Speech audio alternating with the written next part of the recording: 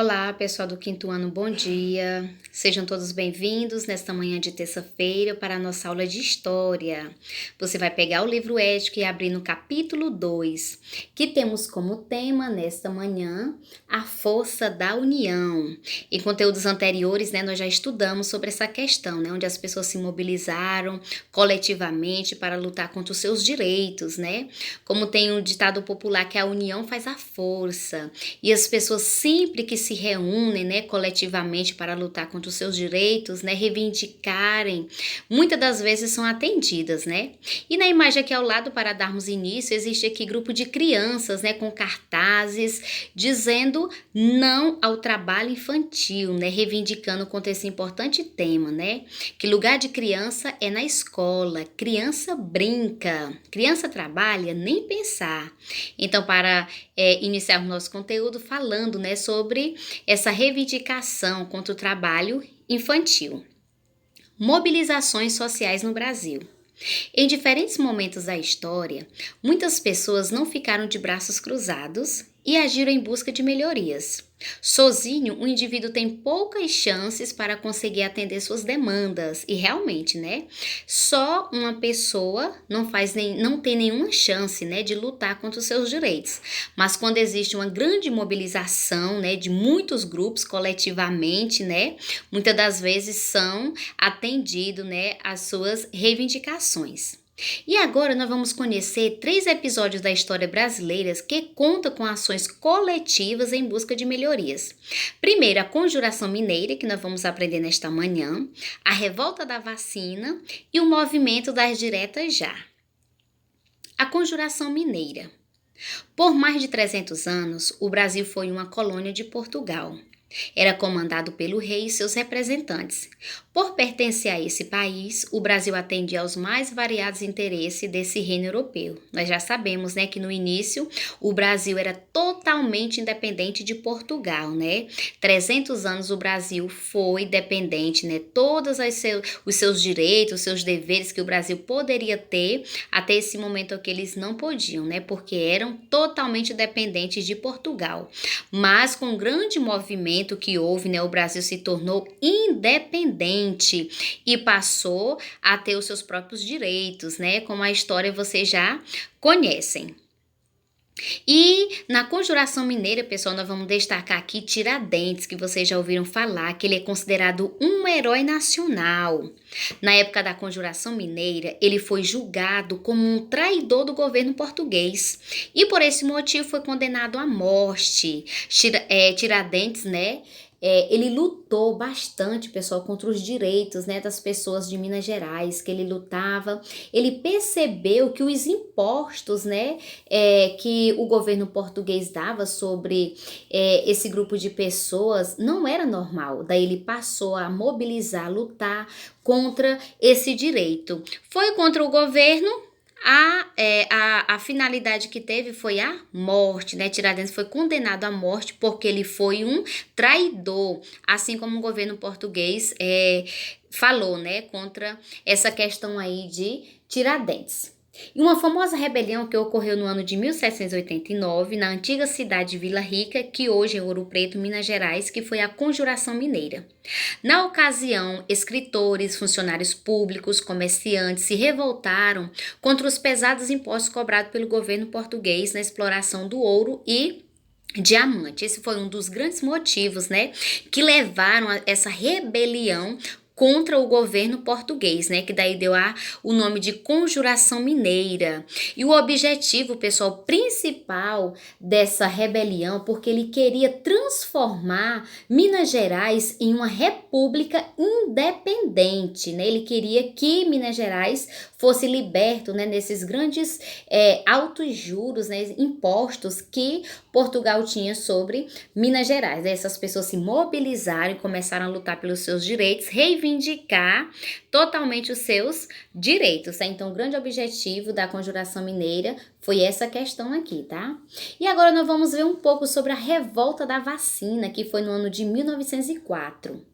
Em 1889, a monarquia brasileira foi substituída por um novo tipo de governo, a República, que nós já aprendemos, que antes de 1889 o Brasil era comandado pelo imperador, que era no tempo da monarquia. E após essa data, o Brasil passou a ser uma república, onde as pessoas, né, votam, né, através do voto, escolhem os seus representantes. E diante dessa mudança, o Brasil teve de construir uma forma de governo que poucos sabiam o que significava, pois a maioria das pessoas não participou do movimento que deu origem à política. Ou seja, pessoal, nem todas as pessoas, nem todos os brasileiros estavam sabendo dessa informação, que o Brasil não era mais comandado pela monarquia, sim pela república.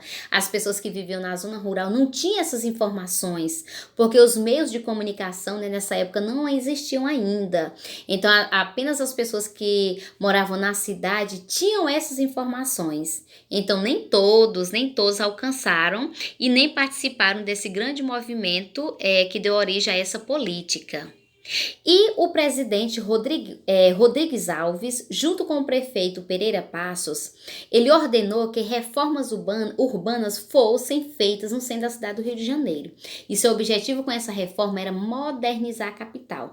Ou seja, pessoal, depois que o país passou a ser uma república, o Rio de Janeiro ele foi totalmente modificado. E o presidente Rodrigues Alves, que era o presidente na época do Brasil, ele queria fazer uma grande modernização na cidade do Rio de Janeiro. Daí o que eles fizeram? Eles passaram a tirar aquelas pessoas mais pobres que moravam nas favelas, que moravam nos cortiços. Eles tiraram essas pessoas das suas casas, das suas humildes residências e passaram a destruir tudo, com o intuito de quê? De modernizar a capital. E essas pessoas, pessoal, que deram início às favelas, começaram a construir suas casas nas favelas, nos morros, porque eles foram obrigados a saírem das suas pequenas residências, porque o presidente, junto com o prefeito, tiraram eles de suas casas para o quê? Dar espaço para construir os prédios, as avenidas e assim está modernizando a cidade e a capital, né, do Rio de Janeiro. E aqui nós temos a imagem, pessoal, aqui do lado, do ano de 1904, que aqui é o centro do Rio de Janeiro, foi botado abaixo, né, entre aspas aí, botado abaixo, e a parte da cidade foi totalmente modificada. Esses locais aqui que vocês estão vendo na imagem, pessoal, eram os locais onde as pessoas mais humildes moravam, daí foram obrigados a saírem, né, das suas casas para estar modernizando, construindo prédio, avenidas, modernizando toda a capital do Rio de Janeiro. E assim, onde deu início às favelas, quando essas pessoas saíram de suas residências para dar lugar a essas grandes construções que foi na cidade do Rio de Janeiro.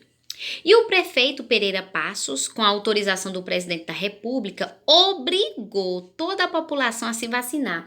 E antes, pessoal, dessa vacina, eu quero comentar aqui, né? Quando essas pessoas começaram a sair das suas casas, em meio a essa modernização, houve uma doença chamada de varíola, né? Que no meio as pessoas mais ricas diziam que eram por conta daquelas pessoas mais pobres que não tinham saneamento básico, era por conta dos lixões, da falta de saneamento básico, passou a ter essa doença no meio das pessoas, que era uma doença que era contagiosa, que era a varíola. E daí, porque não tinha o saneamento básico, o prefeito, né, junto com a autoridade, né, com o presidente da República, ele disse, não, nós vamos vacinar toda essa população para que essa doença seja erradicada. Daí o prefeito, né, começou a sair nas ruas, né, a vacinar toda a população contra a varíola, né, que foi uma doença comum no século XX. E daí todas as pessoas passaram a se vacinar contra essa doença. E aqui, pessoal, na imagem ao lado tem uma charge. O nome desse médico é Oswaldo Cruz. É um jovem médico que ele acreditava que, com a vacinação de toda a população e a destruição dos locais sujos e precários, a epidemia da varíola poderia acabar.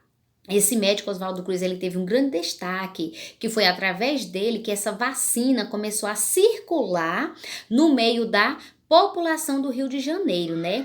E as pessoas, gente, começaram a não entender o porquê dessa vacina. E muitos achavam que essa vacina era para matar essas pessoas mais humildes. E eles começaram a não entender, começaram a fazer uma grande movimentação contra essa vacina.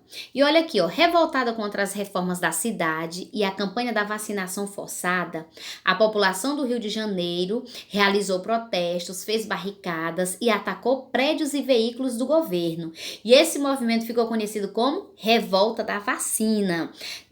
Boa parte da população que não tinha esse conhecimento, né, a importância da vacina contra a varíola, né, essa doença que existiu no século XX, começaram a fazer um grande protesto, uma grande movimentação contra o governo, achando, não, essas pessoas já tiraram nós das nossas casas e agora vem com essa vacinação. Será o que eles querem? Querem nos matar? E as pessoas começaram a fazer esse grande movimento contra a vacina. Por isso que ficou conhecido como a Revolta da Vacina. E nós temos aqui o terceiro movimento, né, que é o movimento das diretas já, que foi no ano de 1984.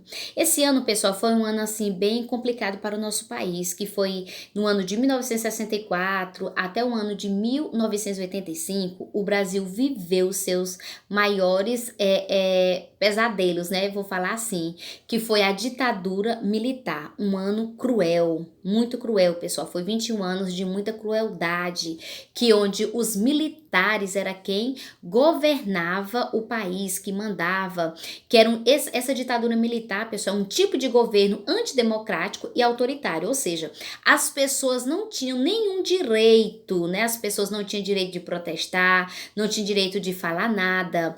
Aquelas pessoas que falassem, que fossem contra as autoridades, eram presos, mortos, eram torturados e muitos eram mandados embora do seu próprio país. Era um ano assim muito terrível, pessoal. E durante esse período, a população brasileira perdeu a liberdade de expressão, né, como já comentei. E o direito de votar, o direito de participar das decisões políticas. Foi um período muito cruel, onde as pessoas não tinham nenhum desses direitos. Apenas os militares, né, era quem mandava.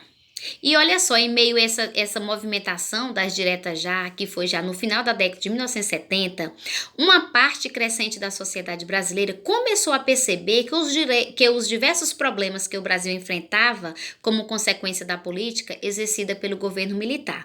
Daí, no ano de 1970, grupo de pessoas passaram a protestar, né? A perceber e a entender que eles tinham seus direitos e tinham que ser respeitados. E começou uma grande mobilização, né, do aumento, e as pessoas começaram a protestar, pessoal. Durante esse período de ditadura militar, a inflação aumentou bastante, os impostos aumentaram muito, as pessoas começaram a perceber que eram mais dignas, né, de ter um bom salário. Enfim, a mobilização do movimento salarial, as greves começaram a transformar, e essas manifestações eram contra a ditadura militar.